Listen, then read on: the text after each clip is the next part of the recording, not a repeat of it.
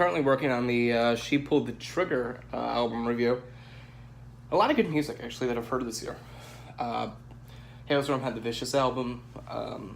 She Pulled the Trigger had No Matter What. I always fuck up those two names. And three words, same, or at least a somewhat equal amount of letters. It all kind of comes into each other. It comes into itself. Another band that I've started to enjoy the music of more so than I kind of ever thought that I would. Panic at the Disco. I liked their, when I was first getting into rock music, probably 2009, 2010, I would say. I had probably heard very, very, very little rock in my life to that point in time, or at least what would be considered rock for that point in time. I had heard Something in Your Mouth by Nickelback, primarily because that's what WOW wanted for my theme song at the time, so I had listened to that over and over again. Thank God it didn't ruin me. And I probably heard whatever popular rock was on the radio at that point in time, or whatever I had considered to be rock at the time. But I started really following rock music around 2009, 2010.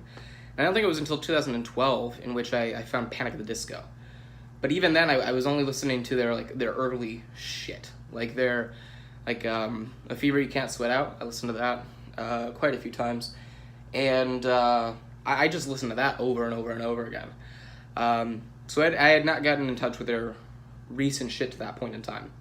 And I don't think it was until about a year and a half later in which I started listening to Vices and Virtues, which I fucking loved. That was just a great sound. And obviously I had heard a shit ton about Panic's new direction.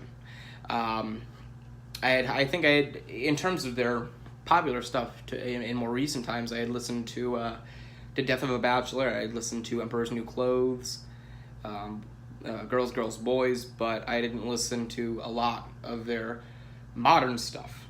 So obviously Pray for the Wicked came out. I ended up watching Say Amen. I liked that song. At least I had heard it, and I saw that there was a music video for it, and I was like, yeah, sure.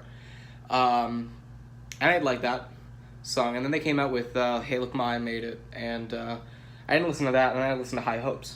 Got to see Nicole Rowe in the music video, so that was a nice little surprise. And then I went back and I listened to Hey Look Ma, I Made It, and it was a good song as well. And so I decided to give the album a try.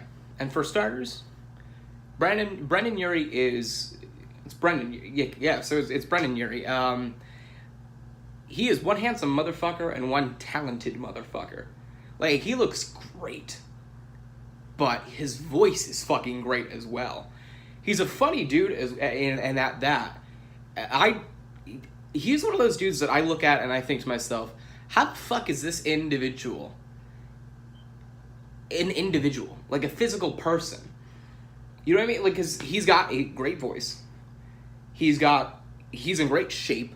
He looks fucking great.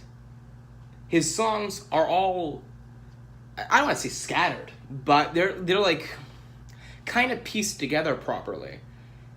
His vocal range is fantastic. He's a funny motherfucker. He's a witty motherfucker. And he's a talented motherfucker. Have you seen him dance?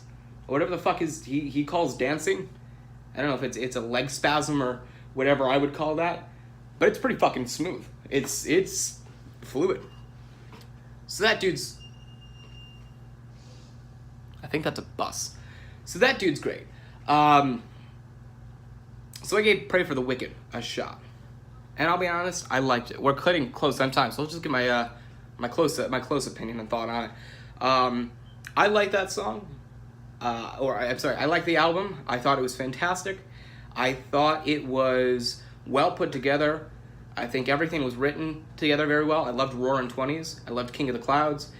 Overall, I would listen to it again and again and again, and I have listened to it again and again and again.